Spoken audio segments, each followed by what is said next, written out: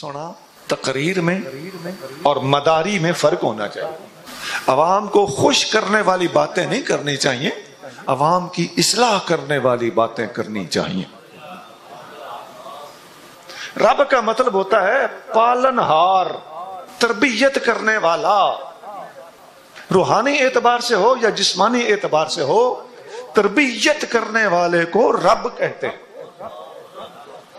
اپنے برتن کو سیدھا اگر کرنا ہے اور اپنے بھانڈے کو پھیلانا ہے تو اللہ کی بارگاہ میں پھیلانا ہے.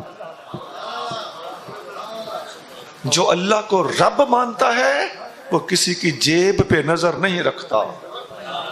جو اللہ کو رب مانتا ہے وہ حرام کا رزق نہیں کھاتا. جو اللہ کو رب مانتا ہے وہ اللہ کے دیے پہ شاکر رہتا ہے.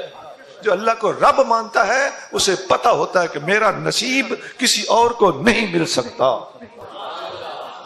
جو اللہ کو رب مانتا ہے وہ رزق کے پیچھے نہیں بھاگتا، رزق اس کے پیچھے بھاگتا ہے. اسلام پوری دنیا کے اندر اس وقت آسمانی مذاہب میں سے سب سے آخری، جدید ترین اور لیٹسٹ مذہب ہے. اسرائیلیات پر بھروسہ کیوں کرتے ہو جبکہ تمہیں اللہ نے وہ کتاب دی ہے، وہ احدث الاخبار من اللہ، اللہ تعالیٰ کی طرف سے آنے والی جدید ترین کتاب کا نام قرآن ہے. ہمارے دین کے اندر جو مرتد کی سزا رکھی گئی ہے، دوسرے مذہبوں میں یہ کیوں نہیں؟ ان کو یہ خیال ہی نہیں آیا. اب باتیں بناتے ہیں، پہلے بیان کر دیتے نا تو نمبر لے جاتے. اسلام نے یہ بات کر کے میدان مار لیا ہے، اس لیے کہ اسلام کا اور اسلام کے ماننے والوں کا ضمیر اس بات پر مطمئن ہے کہ اگر حق کا کوئی دین دنیا میں ہے تو اس کا نام صرف اسلام ہے. اس دین کو کوئی کیوں چھوڑے؟ ہمیں یقین ہے الحمدللہ ہمارا رب ایک ہے. ہمیں یقین ہے ہمیں رزق دینے والا اللہ ہے. جو اللہ کو رزاق مانتا ہے، رب مانتا ہے، وہ گھٹیا حرکتیں پھر نہیں کرتا. ہمیں یقین ہے کہ اسلام سچا مذہب ہے. ہمیں یقین ہے کہ قرآن حق سچ کی کتاب ہے. یہ سب سے زیادہ بیماری ہماری عوام میں پائی جاتی ہے کہ قرآن کو گھر کے سردوالوں میں رکھا ہوا ہوتا ہے. جس نے قرآن نہیں پڑھا ہوا قرآن پڑھو، جس نے کوئی سورت یاد نہیں کی ہوئی سورت یاد کرو، جس نے ترجمہ نہیں پڑھا ہوا وہ ترجمہ پڑھے، جس کو تفسیر نہیں آتی وہ تفسیر پڑھے. جس مسجد میں درس قرآن نہیں ہوتا درس قرآن رکھو. قرآن کی تفسیر کرتے وقت غیرت کا مظاہرہ کرنا چاہیے، قرآن کے ساتھ دھوکہ نہیں کرنا چاہیے. قرآن کی شان کے مطابق قرآن کی تفسیر ہونی چاہیے. جب تم کسی مسلمان کو قرآن پڑھاتے وقت دیکھو کہ وہ سب سے زیادہ زور حدیث پر دیتا ہے، صحابہ کے اقوال پر دیتا ہے، تابعین کی توضیحات و تشریحات، مفسرین کے اجماعی اور جمہوری اقوال کو دیتا ہے، تو سمجھ جاؤ کہ صحیح معنی میں نبی پاک کا غلام بول رہا ہے. یہ روٹی کپڑا کما لینا، یہ شادی کر لینا، بھائی ہڈی پہ کتے بھی لڑتے ہیں کہ نہیں؟ اور کتی کے پیچھے کتے بھی ہوتے ہیں کہ نہیں؟ تو انسان بھی یہ دو کام ہی کرے، ٹکر اور شادی. تو ہم میں اور جانور میں کیا فرق ہوا؟ حضور کے غلام بن کے دکھاؤ. بسم اللہ الرحمن الرحیم، الحمدللہ رب العالمین، والصلاة والسلام علی سید الانبیاء والمرسلین وعلی آلہ واصحابہ اجمعین.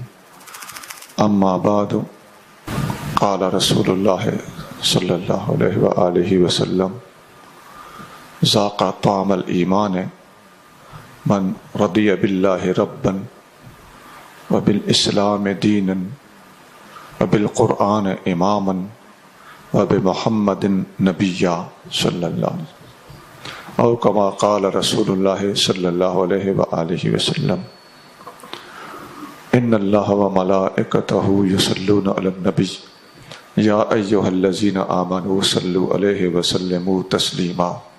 اللہم صل علی سیدنا و مولانا محمد وعلی آل سیدنا و مولانا محمد مبارک وسلم. الصلاۃ والسلام علیک یا سیدی یا رسول اللہ وعلی آلک و اصحابک یا سیدی یا حبیب اللہ. واجب الاحترام معزز مکرم بزرگوں، بھائیوں اور عزیزوں، اللہ کریم ہم سب کو نبی کریم رؤوف الرحیم صلی اللہ علیہ وآلہ وسلم کی سچی غلامی، محبت اور اتباع کی توفیق عطا فرمائے. اللہ کریم ہم سب کا خاتمہ ایمان پر کرے۔ فقیر نے آپ کے سامنے بخاری شریف اور مسلم شریف اور بہت ساری دوسری کتابوں میں آنے والی ایک حدیث پڑھنے کا شرف حاصل کیا ہے۔ اس حدیث کا پہلے ترجمہ سن لیں، پھر اس کی مختصر سی وضاحت ہو جائے گی۔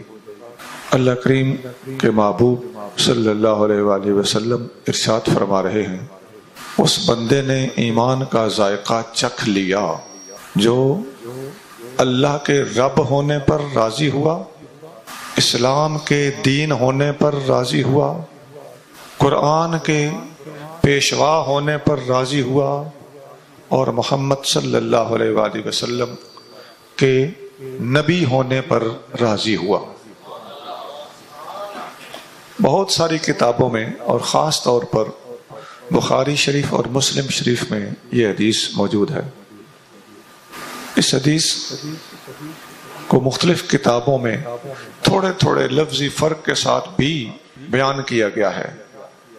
ایک دفعہ نبی کریم رؤوف الرحیم صلی اللہ علیہ وآلہ وسلم نے صحابہ اکرام کو خطاب فرمایا۔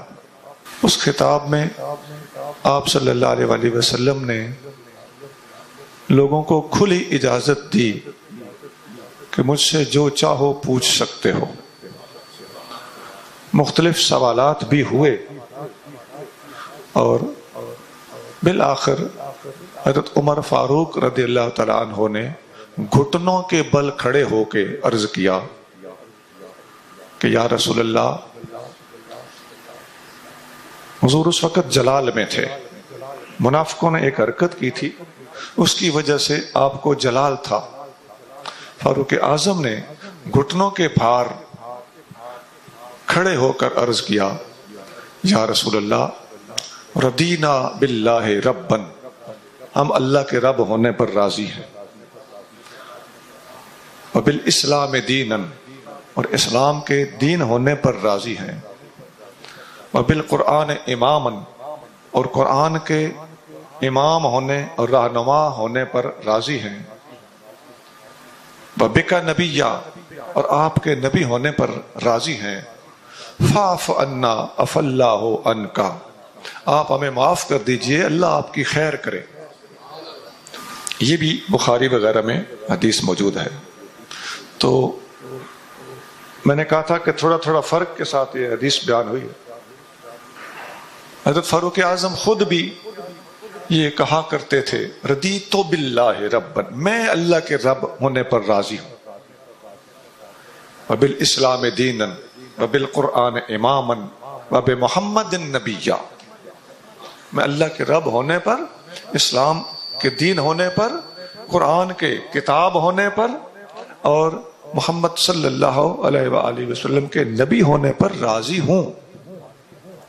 بعض کتابوں میں 3 باتیں ذکر ہوئی ہیں کہ اللہ کے رب ہونے پر راضی، اسلام کے دین ہونے پر راضی، اور محمد صلی اللہ علیہ وآلہ وسلم کے نبی ہونے پر راضی۔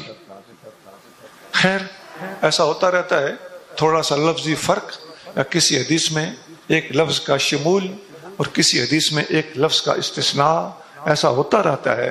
اہل علم جانتے ہیں کہ ہم نے احادیث کو جمع کرنا ہوتا ہے اور مکمل صورتحال حضور کی امت کے سامنے رکھنی ہوتی ہے۔ تو ٹوٹل 4 چیزیں ہو گئیں جن کو مختلف حدیثوں کے حوالے سے میں نے آپ کے سامنے رکھ دیا ہے۔ اللہ کا رب ہونا 1، اسلام کا دین ہونا 2، قرآن کا رہنما ہونا 3، اور نبی کریم رؤوف الرحیم صلی اللہ علیہ وآلہ وسلم کا نبی اور رسول ہونا 4۔ یہ 4 چیزیں آپ نے سبق کے طور پر یاد کر لینی ہیں۔ جس نے یہ 4 چیزیں مانی، حبیب کریم صلی اللہ علیہ وآلہ وسلم ارشاد فرما رہے ہیں، اس نے ذاق طعم الایمان، اس نے ایمان کا ذائقہ چکھ لیا، اسے ایمان نصیب ہو گیا۔ ان میں سے پہلی چیز کیا تھی؟ من رضی باللہ ربًا، اللہ کے رب ہونے پر راضی ہونا۔ اب اللہ کے رب ہونے پر راضی ہونے کا ایک مطلب جو سادہ آدمی کو جلدی سمجھ آئے گا وہ یہ ہے کہ اللہ تعالیٰ کی ذات پر ایمان رکھنا. یہ بات ٹھیک ہے. جو لوگ اللہ تعالیٰ کو نہیں مانتے وہ ایمان سے عاری ہیں، اور ایمان کا ذائقہ چکھنے کے لیے سب سے پہلے اللہ کو ماننا پڑتا ہے. یہ اللہ کو ماننا یا اللہ کو منوانا، یہ ہمارے علاقے والے لوگ جب سنتے ہیں نا تو ان کو اس کی اتنی جلدی سمجھ نہیں آتی یا اس کی اہمیت کا اندازہ نہیں ہوتا. اگر یہ بات آپ رشیا میں کھڑے ہو کے کر رہے ہو نا، یا چین میں کھڑے ہو کے کر رہے ہوں، یا جاپان میں کھڑے ہو کے یہ حدیث سنا رہے ہوں، تو وہاں کے مسلمان وجد میں آ جائیں گے.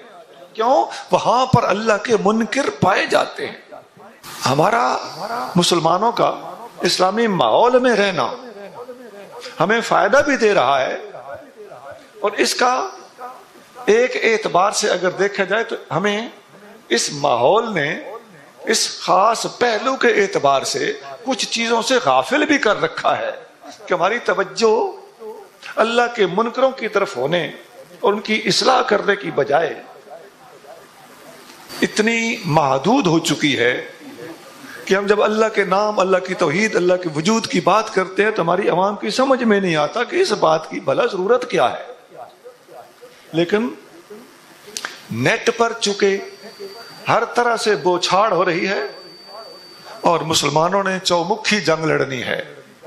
لہذا ہر مسلمان پر لازم ہے کہ اپنی سوچ کو محدود نہ رکھے، اپنی ذمہ داریوں سے عہدہ برا ہونے کے لیے پوری غیور کوشش کرے، اور دنیا کے، ملک کے اور اسلام اور غیر مسلم ادیان کے تقابلی حالات پر نظر رکھتے ہوئے اللہ کی توحید کا پرچم لے کر پوری دنیا کے اندر اس نعرے کو پہنچانے کی پوری کوشش کرے. اگر نیٹ کے کچھ نقصانات ہیں تو ایک فائدہ بھی ہے کہ اللہ نے اپنا اور اپنے محبوب صلی اللہ علیہ وآلہ وسلم کا پیغام پوری دنیا تک پہنچانے کے لیے آپ لوگوں کو موقع دیا. نیٹ سے گھبرا کر،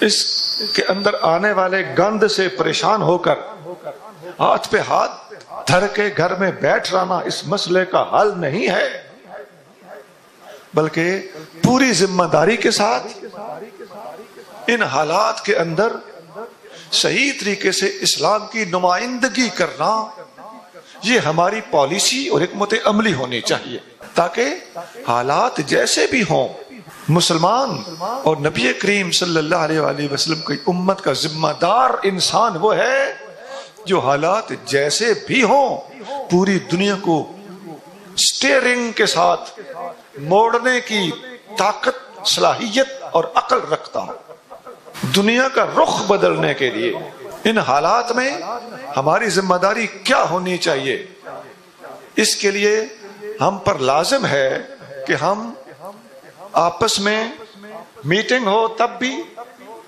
ذاتی سوچ ہو تب بھی، اجتماعی فیصلے ہوں تب بھی، علماء سے اور مشائخ سے رہنمائی لی جائے تب بھی، لیکن ہر حال میں ہم ایک علمی، مؤثر اور حکیمانہ پالیسی وضع کریں تاکہ ہم پوری دنیا کے اندر اپنا صحیح زمانے کے تقاضوں کو پورا کرنے والا کردار ادا کر سکیں.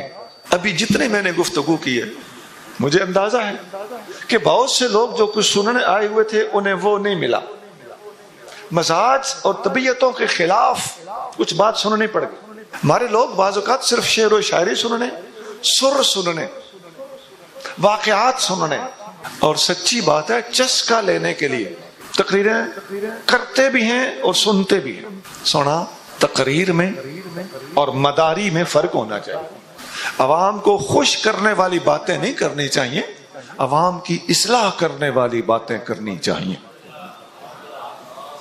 اللہ کے رب ہونے کا ایک معنی یہ ہے. دوسرا معنی اس کا یہ ہے کہ اللہ کے رب ہونے پر راضی ہوں تو لفظ رب پہ غور کر. رب کا مطلب ہوتا ہے پالنہار، تربیت کرنے والا، بچے کو جوان کرنے والا، جوان کو بڑھاپے تک پہنچانے والا، جاہل کو علم دینے والا، عالم کو مبلغ بنانے والا، روحانی اعتبار سے ہو یا جسمانی اعتبار سے ہو، تربیت کرنے والے کو رب کہتے ہیں۔ تو اللہ کے رب ہونے پہ راضی ہونا ہے۔ یہاں حضور صلی اللہ علیہ وسلم نے یہ نہیں فرمایا اللہ کے رحمان ہونے پر راضی، بات تو وہ بھی ٹھیک ہے، آقا کے اس لفظ کے انتخاب کا کوئی مقصد ہے۔ اللہ کے کریم ہونے پر راضی، اللہ کے رزاق ہونے پر راضی، لفظ رب بولا ہے۔ اس میں ہمارے لیے سبق کیا ہے کہ ہم نے اپنی تربیت خواہ ظاہری ہو خواہ باطنی ہو، اس کے لیے ہم نے توجہ، اپنے دماغ کی یکسوئی، اپنے قلب کا رخ، اپنے برتن کو سیدھا اگر کرنا ہے اور اپنے بھانڈے کو پھیلانا ہے تو اللہ کی بارگاہ میں پھیلانا ہے۔ اور جو اللہ کو رب مانتا ہے وہ کسی کی جیب پہ نظر نہیں رکھتا، جو اللہ کو رب مانتا ہے وہ حرام کا رزق نہیں کھاتا، جو اللہ کو رب مانتا ہے وہ اللہ کے دیے پہ شاکر رہتا ہے، جو اللہ کو رب مانتا ہے اسے پتا ہوتا ہے کہ میرا نصیب کسی اور کو نہیں مل سکتا، جو اللہ کو رب مانتا ہے اسے پتا ہوتا ہے کہ ان الرزق لیطلب العبد کما یطلبہ اجلہ، رزق بندے کو یوں تلاش کرتا ہے جیسے موت بندے کو تلاش کرتی ہے۔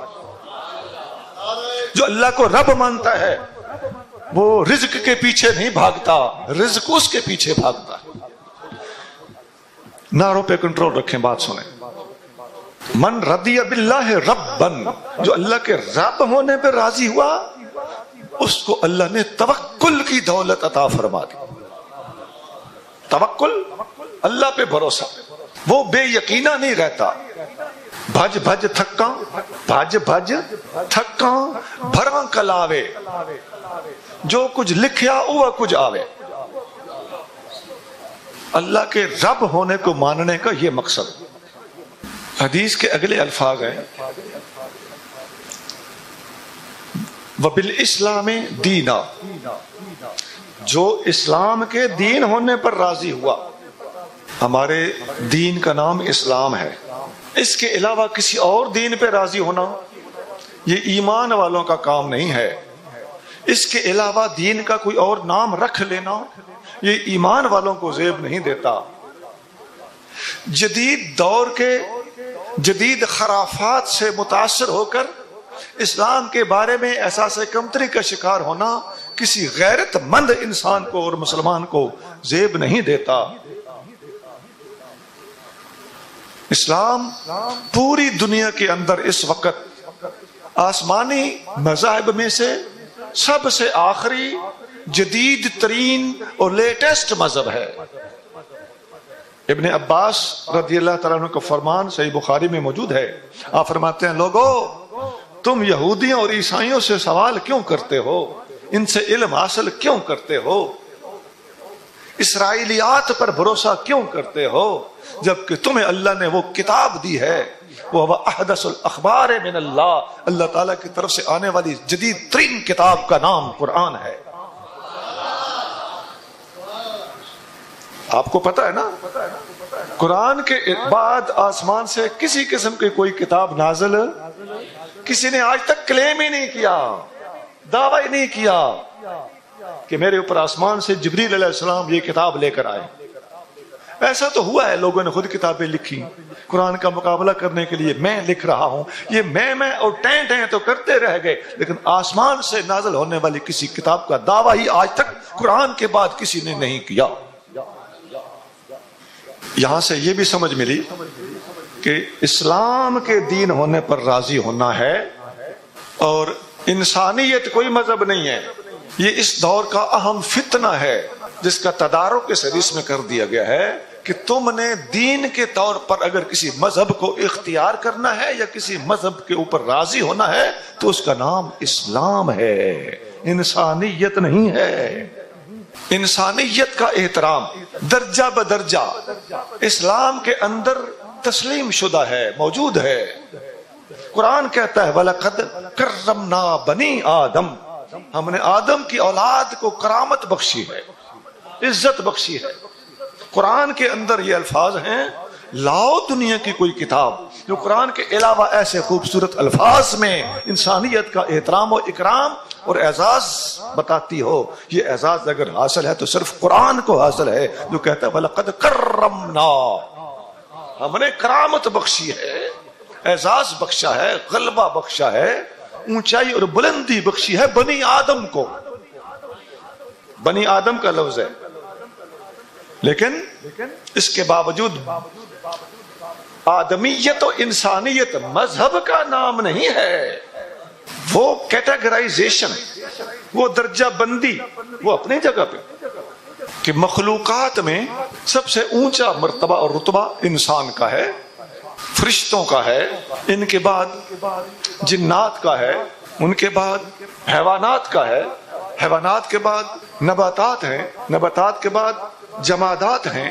یہ ساری چیزیں اپنی اپنی جگہ پہ اپنے اپنے درجے کے اعتبار سے اپنا اپنا مقام رکھتی ہیں، اور ان تمام اشیاء اور مخلوقات میں سب سے اونچی چیز کا نام انسان ہے۔ لیکن تخلیقی اعتبار سے تو انسان مخلوقات کے مقابلے پر تو انسان تمام مخلوقات سے افضل ہے، لیکن جہاں تک انسانوں کے اندر فردر کیٹیگرائزیشن کا تعلق ہے، جس طرح حیوان سے انسان بہتر ہے، اور انسان کو اگر حیوان سے بہتر کہا جائے تو اس میں حیوان کی توہین نہیں ہے، اس کا درجہ ہی ایسا ہے۔ تو پھر سمجھانے کے لیے ایک مثال دے رہا ہوں عزیزان گرامی، ایسے ہی انسانوں کے اندر بھی تمام انسان برابر نہیں ہیں۔ انسانوں میں اگر سب سے اونچا رتبہ اللہ نے کسی کو دیا ہے تو وہ مسلمان کو دیا ہے، اور قرآن کہتا ہے ان الدین عند اللہ الاسلام، اللہ کے ہاں اگر کوئی دین ہے تو وہ اسلام ہے۔ ان الدین، بے شک دین، عند اللہ، اللہ کے ہاں، الاسلام، وہ اسلام ہے۔ تو حدیث کے اندر بھی الفاظ یہی ہے وبالاسلام دینا، اسلام کے دین ہونے پر راضی ہونا ہے، پھر ذائقہ ایمان کا چکھا جائے گا اور نصیب ہوگا۔ ایک اور جگہ پہ ارشاد فرمایا وَمَن يَبْتَغِ غَيْرَ الْإِسْلَامِ دِينًا فَلَن يُقْبَلَ مِنْهُ، جو اسلام کے علاوہ کوئی دوسرا مذہب اور دین تلاش کرے گا تو وہ قبول نہیں کیا جائے گا۔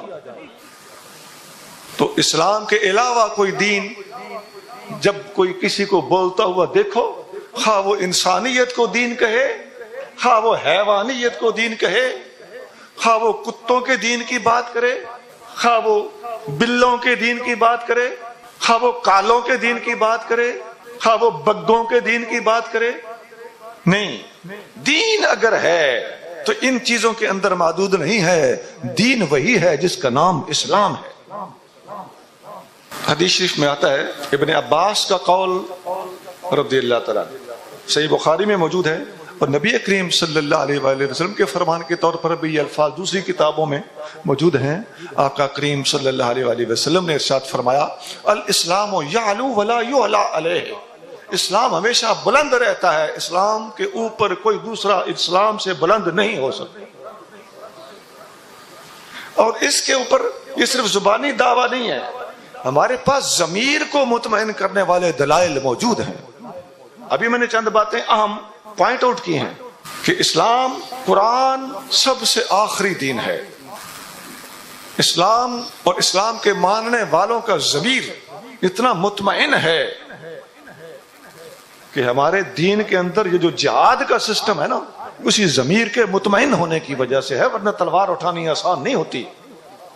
ہمارے دین کے اندر جو مرتد کی سزا رکھی گئی ہے، دوسرے مذہبوں میں یہ کیوں نہیں؟ ان کو یہ خیال ہی نہیں آیا، اب باتیں بناتے ہیں، پہلے بیان کر دیتے نا تو نمبر لے جاتے۔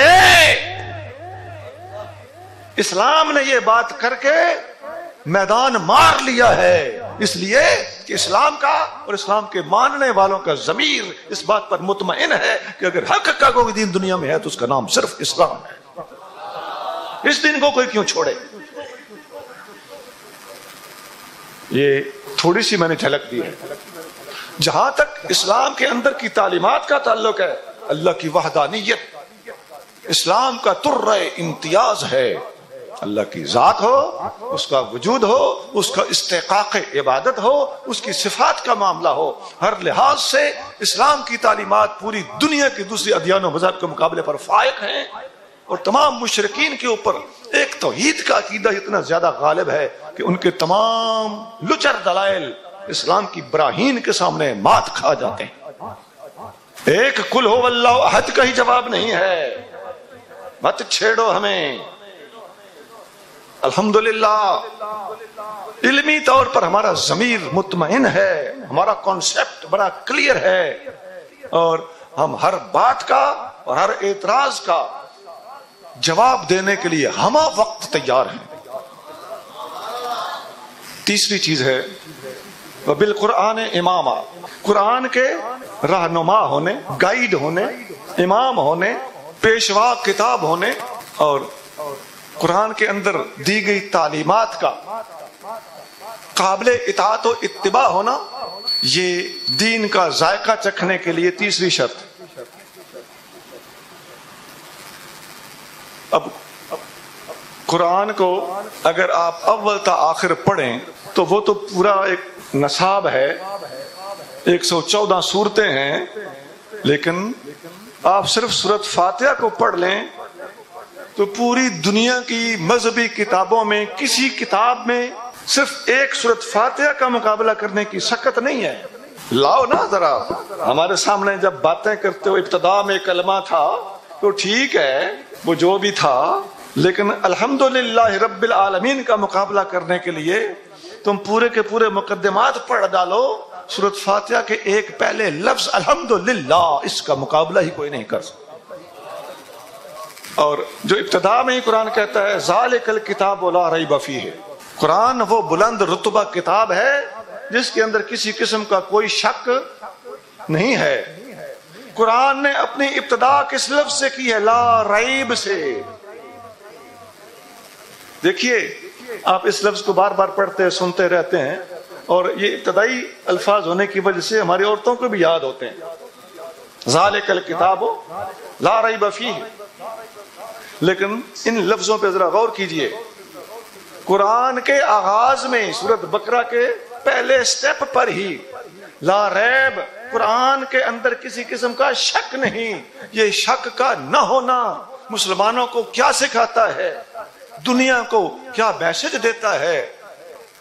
اس کے اندر پیغام یہ ہے کہ سب سے بنیادی ضروری ایمان کو مضبوط کرنے والی، دنیا کے اندر کامیاب ہونے والی، دنیاوی اعتبار سے اور دینی اعتبار سے انسان کو کامیاب کر کے رکھ دینے والی چیز کا نام یقین ہے. لا ریب کا معنی ہے کوئی شک نہیں.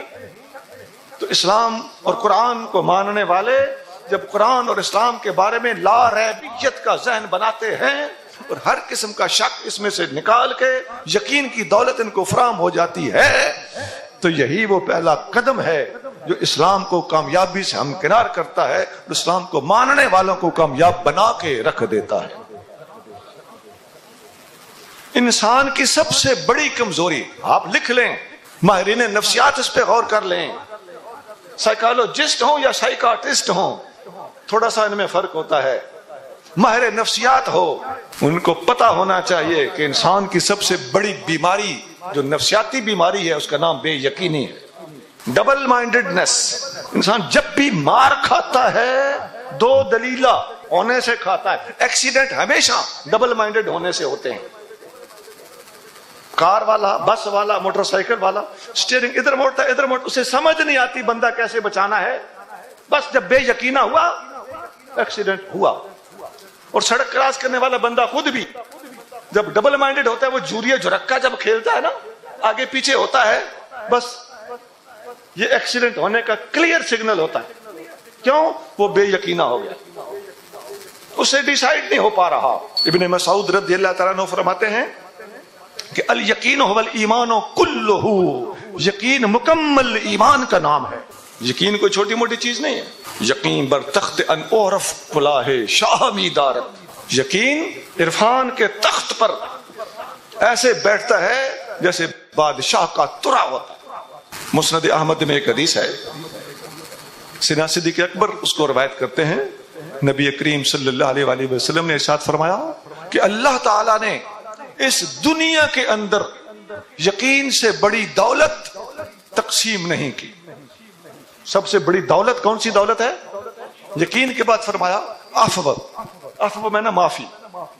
دو دولتیں سب سے اونچی دولت یقین، اور یقین کے بعد دوسرے نمبر کی دولت معافی، عفو درگزر۔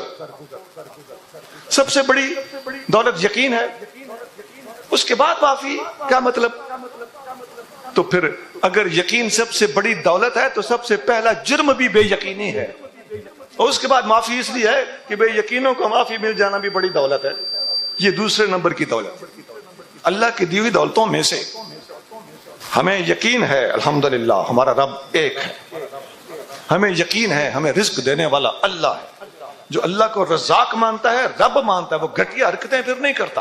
ہمیں یقین ہے کہ اسلام سچا مذہب ہے، ہمیں یقین ہے کہ قرآن حق سچ کی کتاب ہے، اور قرآن پر ایمان رکھنا اور قرآن کو امام ماننا، اس کا ایک تقاضا یہ بھی ہے کہ جب تم قرآن کو امام مانتے ہو تو قرآن سر پہ رکھ کے نیاں اٹھانے کے لیے، قسمیں اٹھانے کے لیے نہیں ہوتا، قرآن پڑھنے کے لیے اور عمل کرنے کے لیے ہے۔ یہ سب سے زیادہ بیماری ہماری عوام میں پائی جاتی ہے کہ قرآن کو گھر کے سردوالوں میں رکھا ہوا ہوتا ہے، کڑی پر ناتے وقت اس کو نیچے سے گزارتے ہیں، اور کڑی نے قرآن نہیں پڑھا ہوا ہوتا اب بھی کوئی پتہ نہیں۔ اس کو پڑھنا، اس کو سمجھنا، اس پہ عمل کرنا، یہ قرآن کو امام ماننا ہے، نہ یہ کہ چوم کے رکھ دینا۔ اس وقت اگر میں اور آپ سب مسلمان قرآن کو پڑھیں، قرآن پہ عمل کریں، تو پوری دنیا کے اندر اسلام کا غلبہ چند ہفتوں کی بات ہے۔ جتنا یورپ نے قرآن کے خلاف بدتمیزیاں کی ہیں، قرآن کو جلایا گیا، قرآن کے اوپر انہوں نے جھوٹ موٹ کے ایسے بناوٹی ایکٹنگ کرنے کے لیے، ڈرامہ کرنے کے لیے مقدمے کیے، تو اس کا ہمارے پاس کیا علاج ہے؟ کیا جواب ہونا چاہیے؟ سوچئے، وہ تو یورپ میں شرارتیں کر رہے ہیں، تو ہم اپنے ملک کی سڑکیں بلاک کر کے ٹائر جلائیں، اپنی عمارتیں خراب کریں، تو وہ تو یہی چاہتے ہیں نا۔ یہ اس کا علاج نہیں ہے، اس کا ایمانداری کے ساتھ، تجربے کے ساتھ آپ کو علاج بتا رہا ہوں، اگر نصیب اچھے ہوں گے تو مان لو گے۔ اس کا علاج یہ ہے کہ گھر گھر قرآن پڑھو، ہر مسجد میں قرآن پڑھاؤ، قرآن کے ترجمے پڑھاؤ، قرآن کی تفسیریں پڑھاؤ، قرآن کو درسوں میں رائج کرو، جلدی طالب علم کو قرآن تک پہنچاؤ۔ جس نے قرآن نہیں پڑھا ہوا قرآن پڑھو، جس نے کوئی سورت یاد نہیں کی ہوئی سورت یاد کرو، جس کو ایک سورتیں آتی ہیں وہ 2 یاد کرے، جس کو 2-4 آتی ہیں وہ 10 یاد کرے، جس نے ترجمہ نہیں پڑھا ہوا وہ ترجمہ پڑھے، جس کو تفسیر نہیں آتی وہ تفسیر پڑھے، جس مسجد میں درس قرآن نہیں ہوتا درس قرآن رکھو، 1-2-3 تفسیریں پڑھ کے 1-2 آیتوں کی بڑی محتاط، خوبصورت اور علمی تفسیر بیان کرو، یکڑ نہ مارو، جھوٹ نہ بولو، جھوٹی روایات بیان نہ کرو، خطیبانہ انداز اختیار نہ کرو، علمی انداز اختیار کرو۔ قرآن کی تفسیر کرتے وقت غیرت کا مظاہرہ کرنا چاہیے، قرآن کے ساتھ دھوکہ نہیں کرنا چاہیے، قرآن کی شان کے مطابق قرآن کی تفسیر ہونی چاہیے۔ تفسیریں دیکھ کے ایک ایک لفظ کو پڑھ کے بیان کرو، بے ایمانوں اور گمراہوں کی تفسیریں مت پڑھو، سنیوں کی تفسیریں پڑھو۔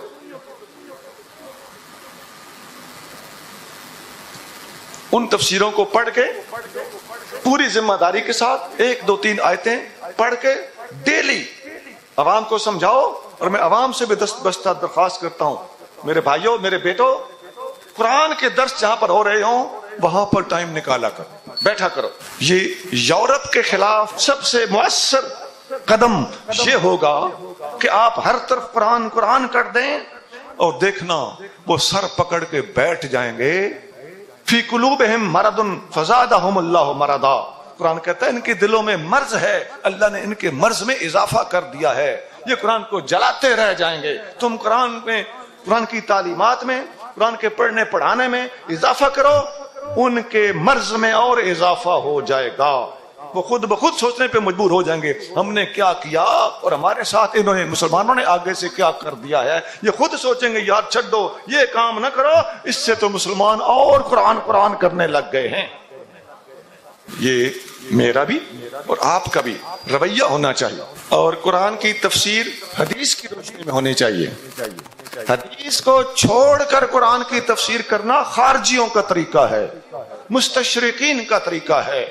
جب تم کسی مسلمان کو قرآن پڑھاتے وقت دیکھو کہ وہ سب سے زیادہ زور حدیث پر دیتا ہے, صحابہ کے اقوال پر دیتا ہے, تابعین کی توضیحات و تشریحات, مفسرین کے اجماعی اور جمہوری اقوال کو دیتا ہے, تو سمجھ جاؤ کہ صحیح معنی میں نبی پاک کا غلام بول رہا ہے.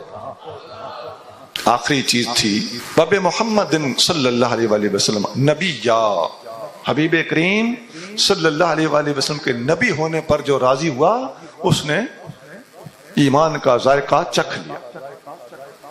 آقا کریم صلی اللہ علیہ وآلہ وسلم کے نبی ہونے پر راضی ہونا, تو وہ تو سارے مسلمان حضور کو نبی مانتے ہیں.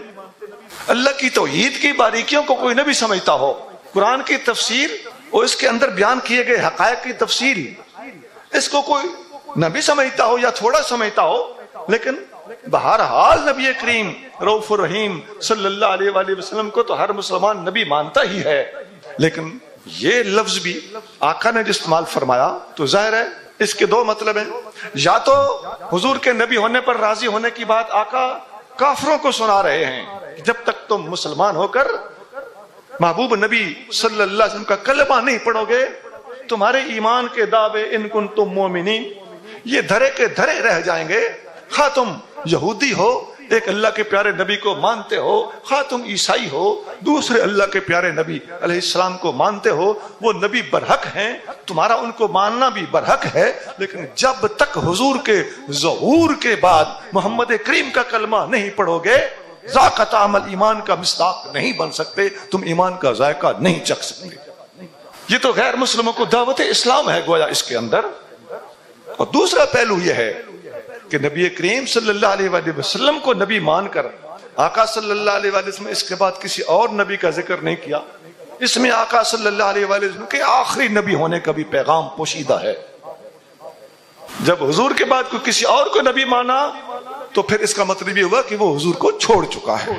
اس وقت ہماری سوچوں اور معلومات کے محدود ہونے کا یہ حال ہے کہ ہم جب ختم نبوت کی بات کرتے ہیں تو بہت لوگوں کو بس ختم نبوت کا نعرہ آتا ہے, اس کی حقیقت کا نہیں پتا ہوتا.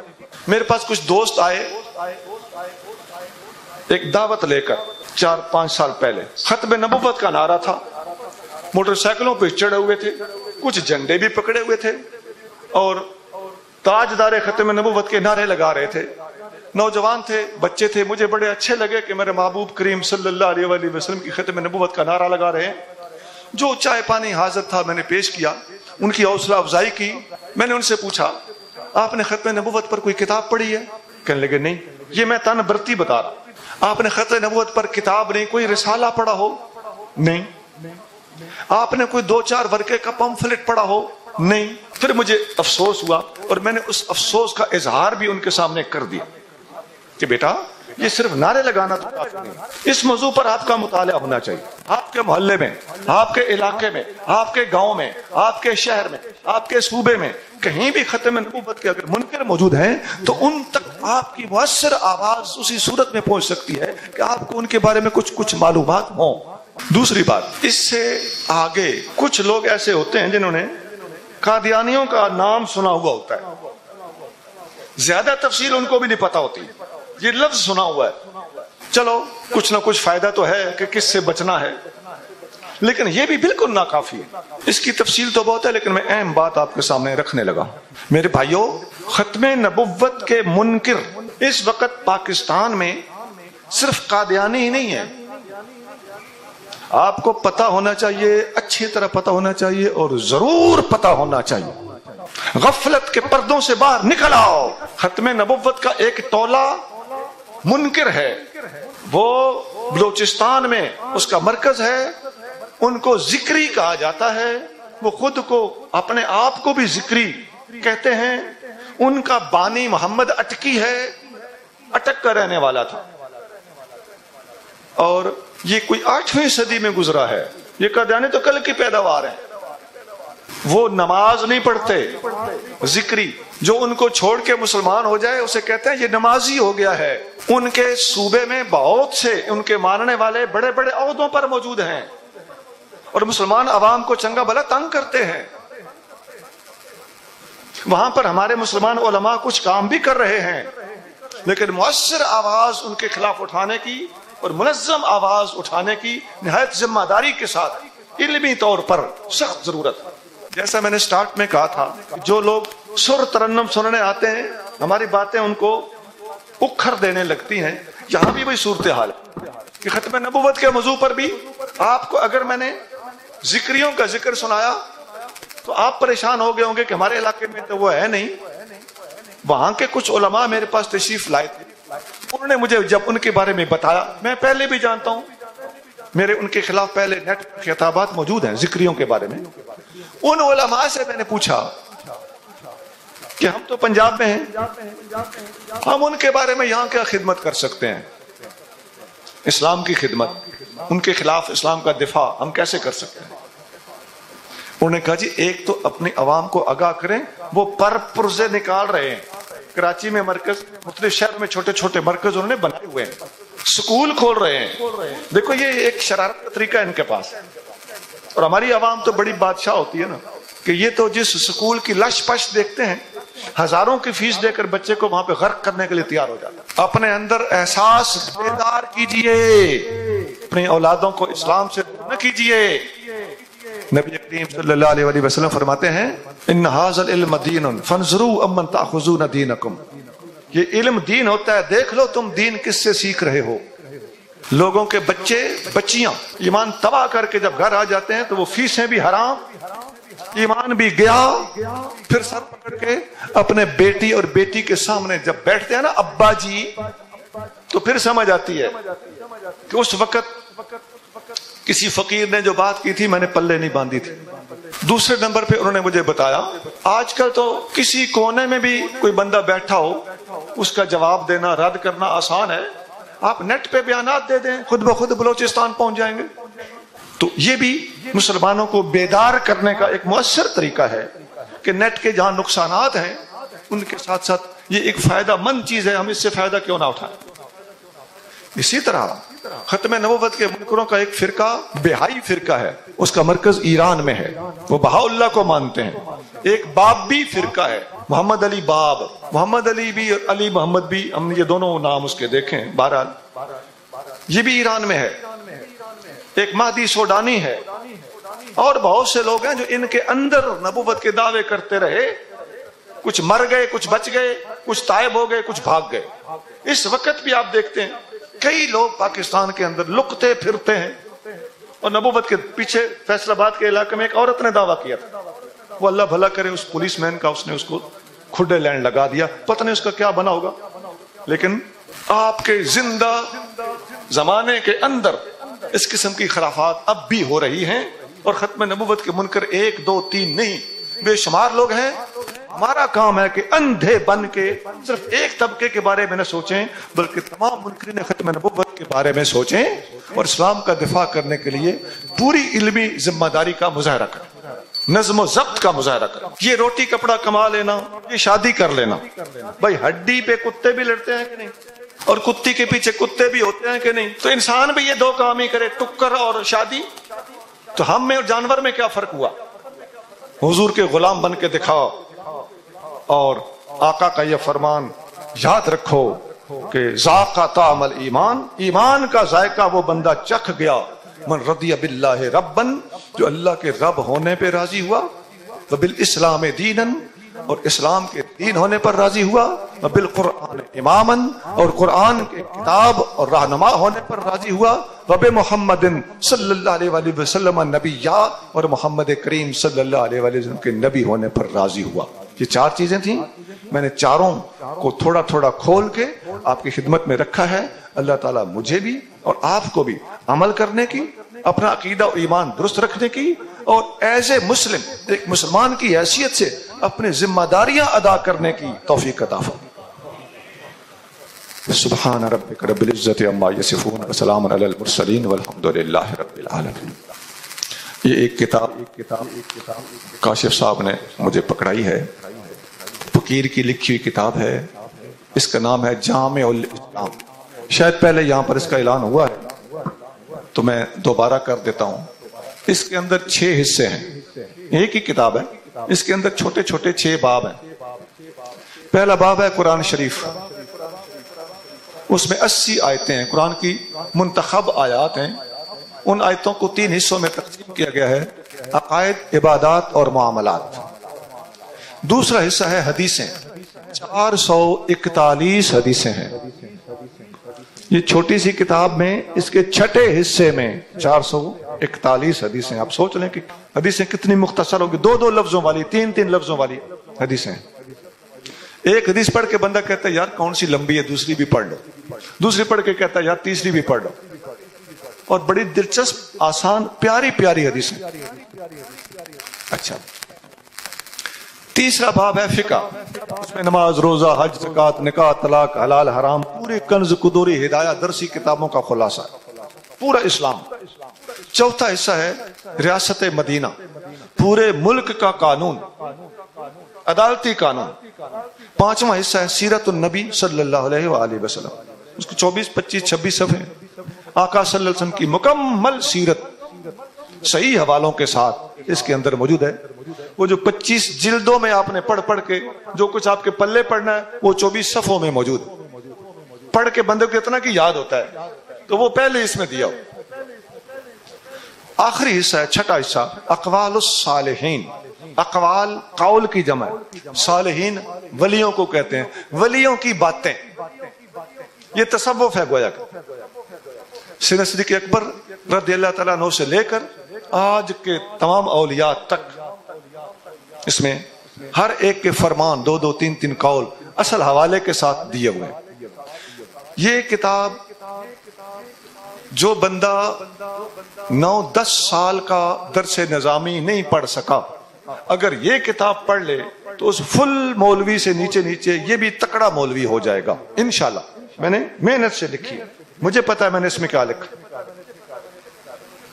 جو بندہ عالم بننا چاہتا ہے اور 9-10 سال والا عالم وہ نہیں بن سکتا، تو اس سے نیچے اگر کوئی عالم بننا چاہے تو اس کتاب کو اچھی طرح پڑھ لے، انشاءاللہ کفایت کرے۔